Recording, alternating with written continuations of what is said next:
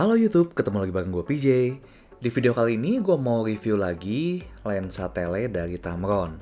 Sesuai dengan janji gue di video sebelumnya, yang kali ini gue mau bahas yaitu Tamron 150 500 mm f5/6,7 DI3 VC VXD. Nah, jadi ceritanya waktu itu gue kan sebelumnya udah sempat beli yang 70-180 ya. Cuman waktu itu pas gue pakai untuk fotoin waktu konser, tapi gue waktu itu posisinya itu di penonton ya, jadi gue nggak ada akses fotografer, jadi gue hanya motoin dari kursi penonton. Menurut gue 70-180 itu masih kurang zoom, alias kurang tele untuk ngambil close up dari artisnya.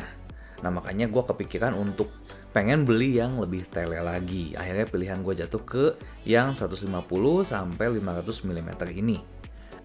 Awalnya gue tuh ngira 500 mm apa nggak kejauhan ya, tapi ternyata ini menurut gue pas sih untuk foto konser.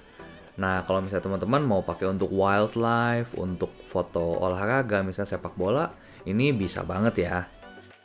Nah, ini gue mau bahas dulu beberapa fitur dan spesifikasi dari lensa ini. Ini gue ambil dari websitenya Tamron ya. Jadi kalau misalnya teman-teman mau cek langsung di websitenya juga bisa. Nah, ini lensa untuk full frame mirrorless, dan ini gue beli yang mountingnya untuk Sony ya, sesuai dengan kamera yang gue punya. Untuk Fuji itu ada juga ya, tapi gue nggak beli lagi karena gue memang untuk kerja itu fokusnya pakai Sony. Jadi untuk lensa itu gue lebih lengkap di Sony. Untuk Fuji itu gue hanya untuk hobi, jadi hanya pakai lensa manual aja. Nah, ini kalau misalnya teman-teman pakai di body Sony tapi yang APS-C, ini tuh setara 225 sampai 750 mm. Ini lumayan jauh banget ya. Kalau teman-teman memang perlu lensa untuk zoom, ini di APS-C bakal lebih tele lagi. Nah, ini sesuai dengan yang Tamron promosiin. Dia bilang ini image quality-nya bagus di semua focal length. Nah, ini gue udah buktiin memang betul-betul di setiap focal length-nya itu hasilnya memang tajam. Nanti mungkin untuk hasil bakal gue bahas di video selanjutnya ya, karena ini bakal agak panjang juga untuk kita bahas lensanya dulu. Nah, ini untuk AF-nya, gue sendiri setuju ini untuk high speed dan high precision, alias kecepatan dan juga akurasi AF-nya ini benar-benar oke banget. Apalagi gue pakai di body A74 itu, kalau misalnya gue aktifin yang face trackingnya, ini benar-benar ngunci sih di mata. Jadi kalau misalnya sebelumnya gue pakai 70-180 di body A73 itu, di kondisi low light itu agak hunting fokus ya, jadi sering gue kehilangan momen. Tapi sejak gue pakai A74 dan pakai Tamron yang 150-500 mili ini hampir nggak pernah hunting ya waktu low light. Fokusnya benar-benar lock banget. Selanjutnya lensa ini udah dilengkapi dengan VC alias Image Stabilization, atau kalau istilahnya Tamron itu Vibration Compensation.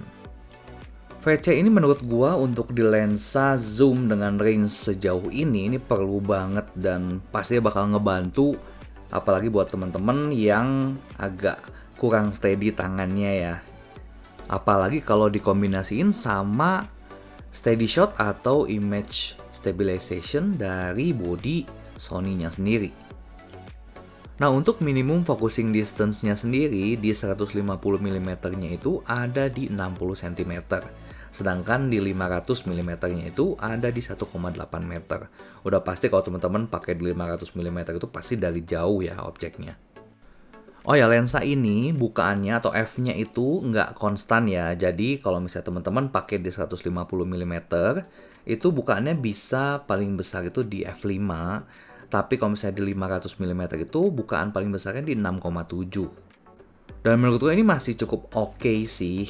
Walaupun memang jumlah cahaya yang masuk pastinya lebih sedikit ya kalau bukaannya terbesarnya cuma segini. Tapi kalau untuk urusan bokeh menurut gue 500 mm walaupun di f6,7 itu bokehnya masih oke kok. Karena nggak kebayang sih kalau misalnya lensa dengan focal length sejauh ini dikasih f2,8 kayaknya harganya bisa ratusan juta sih. Nah, ini di bodinya ini ada switch untuk VC mode-nya. Ini ada 3. Yang pertama itu mode standar, yang kedua itu untuk panning, dan yang ketiga ini framing priority. Ini gua sendiri jujur selalu pakai yang tipe 1 aja yang standar dan so far sudah sesuai dengan kebutuhan gua. Nah, ini ada beberapa fitur lagi yang teman-teman bisa baca langsung sendiri ya. Dan ini yang spesialnya menurut gua ini dari kualitas optiknya juga bagus dan ini udah moisture resistant ya. Di sela-sela antara lensa itu udah ada karetnya. Nah, kita langsung lihat aja penampakan lensanya. Ini lensanya bisa dibilang gede banget ya. Dan kalau misalnya teman-teman pakai ini seharian memang cukup capek di tangan. Bahkan nggak seharian sih, teman-teman pakai sejam 2 jam aja ini udah pegel. Ini lensa gue beli bekas dan nggak ada dusnya ya, jadi nggak ada unboxing. Nah, ini di bagian atas ini adalah ring untuk zoomnya. Nah, untuk zoom ringnya ini ada locknya. Kalau misalnya nyala merah itu berarti dalam posisi lock ya, nggak bisa diputar. Nah, ini udah gua matiin locknya, gua bisa putar. Nah, ini lensanya ini nggak internal zoom ya, jadi kalau di zoom dia tambah panjang. Nah, ini di kondisi zoom full ini memang bisa dibilang cukup panjang. Nah, ini kalau misalnya kita lock itu cuma bisa di posisi 150 mm ya. Jadi kalau misalnya kita di 200 ini nggak bisa di lock pakai lock yang ini. Tapi ini kita bisa lock dengan menggeser ke depan zoom ringnya nih sampai kelihatan ada garis putih. Nah, ini juga sama nge-lock juga per focal length yang kita mau. Karena kalau misalnya lock yang tadi itu cuma bisa dipakai di 150 mm-nya aja.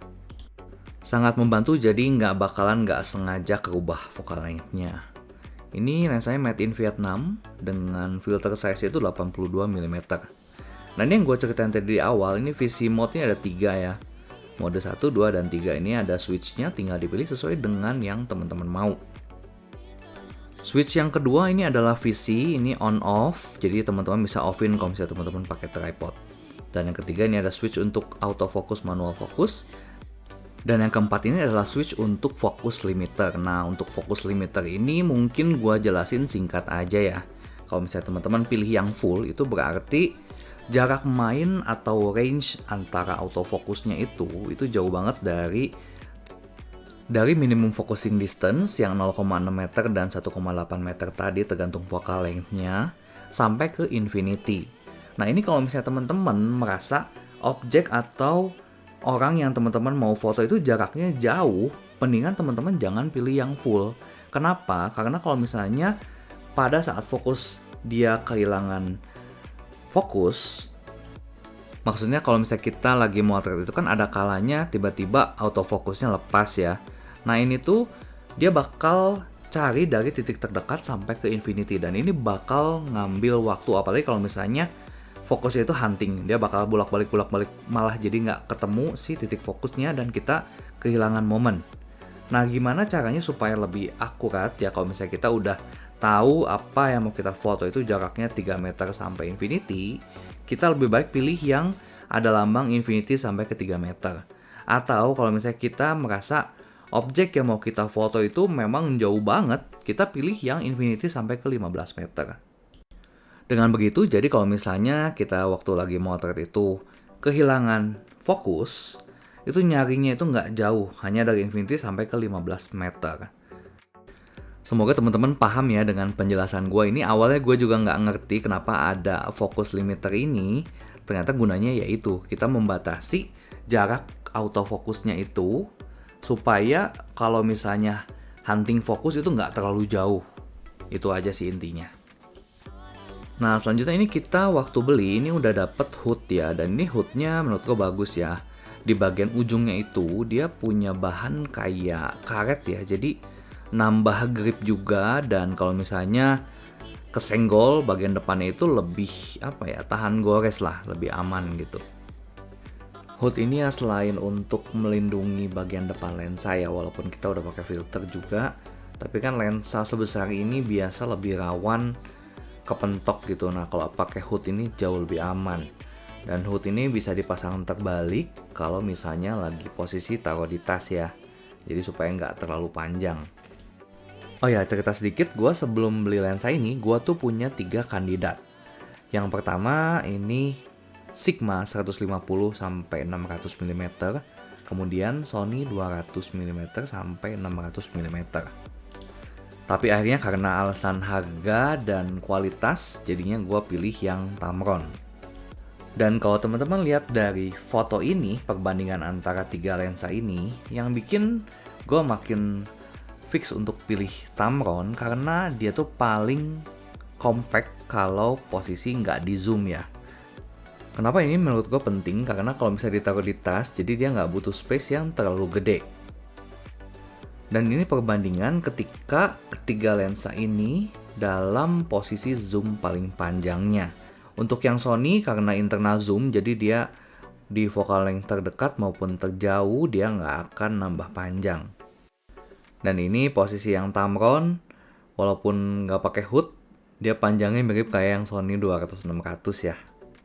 Nah selain hood, ini kita juga udah dapet tripod collar ya. Ini jadi kalau misalnya teman-teman mau mounting ke tripod, yang dipasang di tripod itu bukan body kamera ya, tapi lensanya. Kenapa? Karena lensanya ini berat, jadi jangan sampai nanti mountingnya copot ya.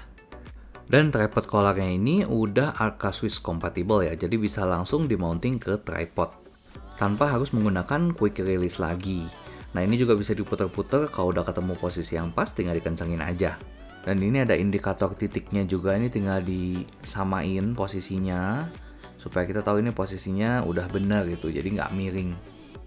Ini juga cukup membantu, jadi waktu ditaruh di dalam tas ini kita bisa miringin dulu, karena kalau misalnya ditaruh di posisi yang di bawah itu bakal susah kalau kita taruh di tas. Nah dengan adanya tripod collar ini, kalau misalnya kita motret posisi dipegang tangan ya, jadi nggak pakai tripod, ini ngebantu untuk kita megang lensanya supaya nggak goyang gitu. Karena lensa udah seberat ini kalau bisa jangan hanya megang di body ya. Dan ini di lensa juga ada cantelan untuk kita gantung strap, jadi yang digantung ke strap itu lensanya bukan body. Nah ini berat total lensa berikut hood dan juga tripod collarnya itu ada di angka 2 kiloan. Sedangkan kalau misalnya lensanya doang ini tuh 1,8 kilo. Jadi kalau misalnya teman-teman mau lebih ringan, tinggal dicopot aja hood sama tripod collarnya. Tapi kalau gue sih selalu pakai karena tripod collarnya tadi membantu waktu kita mau pegang si lensanya ini.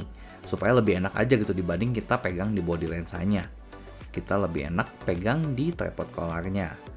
Nah ini kalau misalnya gue coba pasang ke body, ini jadi total beratnya hampir 3 kilo ya. Ini udah kayak barbel sih. Nah ini yang gue bilang tadi ya, kalau misalnya kita pegang kayak gini, ini bakal lebih pegel dan kemungkinan untuk shake-nya lebih gede ya. Dibanding kalau misalnya kita pegang dari tripod collarnya ini. Ini jauh lebih steady ya dari pengalaman gue. Jadi walaupun lensanya berat, kita bisa minimalisir getaran kalau kita punya grip atau kita bisa megang lensanya itu dengan posisi yang pas dan nyaman di tangan ya. Oh ya, sebagai informasi, ini lensa harga barunya itu di sekitaran 17 jutaan ya kalau nggak salah. Dan ini gue dapet second itu di harga 12 juta. Walaupun dengan kondisi tanpa dus ya, tapi secara fisik ini masih like new ya. Baik dari ring zoomnya, terus tulisan-tulisan itu semua masih jelas, nggak ada yang hilang, luntur gitu nggak ada. Dan dari optiknya juga bersih, nggak ada jamur. Jadi ini menurut gue good deal banget sih dibanding gue beli baru, karena gue bisa irit sampai 5 jutaan lebih. Dan lensa ini dalam kondisi bekas itu agak sulit dicari ya, karena populasinya juga nggak banyak. Jadi kalau misalnya teman-teman waktu lagi cari lensa ini dan ketemu ada yang jual second, kalau harganya masih masuk akal, menurut gue check out langsung aja deh. Karena kalau misalnya udah laku dan teman-teman nanti waktu mau nyari lagi itu kemungkinan bakal susah sih. Kecuali teman-teman mau beli dalam kondisi baru ya. Dan ini sekarang jadi lensa favorit gue untuk fotoin konser. Karena ini bisa bener-bener zoom deket banget. Udah ada visi lagi dan hasilnya tajam sih. Dan ini perbandingan dengan lensa 70-180 mm yang gue udah bahas di video sebelumnya. Ini jadi kelihatan gede banget ya. Oh ya, buat teman-teman yang punya lensa tele dan kebetulan tas lensanya itu hilang, nah ini gue punya rekomendasi ini dari merek JJC. Ini bisa muat sampai lensa sebesar yang 150-500 mm tadi ya. Nah, pouch lensa ini tersedia dalam berbagai ukuran ya. Ini gue beli yang tipenya DLP 62. Ini ada sampai DLP 82. Jadi kalau misalnya teman-teman punya lensa yang lebih gede dari ini dan butuh tas, ini teman-teman bisa beli yang dari JJC ini. Ini pouch lensanya build quality-nya bagus, dan ini bagian belakang ini bisa dibuka dan kita bisa selipin di ikat pinggang ya. Dan ini di bagian atasnya ini pakai zipper. Ini zippernya bagus ya kualitasnya. Ada dua, warnanya juga biru, ada logo JJC-nya.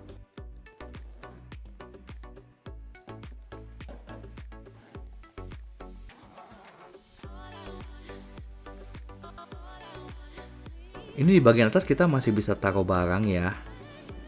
Dan ini juga ada strapnya di dalamnya. Jadi ini kita bisa pasangin dan ini jadi kayak diselempangin gitu ya. Nah, ini tinggal dicantelin aja di bagian kiri dan kanan. Kemudian ini di dalamnya ada kayak katalog produknya ya. Ini ukuran-ukuran yang ada. Nah, mulai dari yang paling kecil itu DLP 1 2 Romawi sampai ke DLP 8 2 Romawi. Nah, ini sebenarnya untuk lensa yang 150-500 mm itu agak ngepas banget ya. Jadi gua kalau misalnya mau masukin ini tuh tripod collar itu harus dicabut.